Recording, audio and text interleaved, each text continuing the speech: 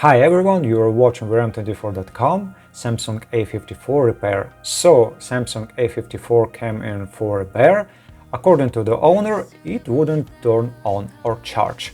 We start assembling the smartphone. First thing we suspect, of course, is the charging port, but it turns out everything is fine there. We apply voltage to the motherboard from a lab power supply. The meter showed a current draw of 0.04 amperes, and when we press the power button, it immediately jumped to 0.41 amperes. At this current level, the board starts to heat up noticeably. We just need to find out exactly what is heating. Diagnostics showed that the charging controller sm-A546 is heating up. That is where we will begin. By the way, the same controller is used in the older Samsung A12 models.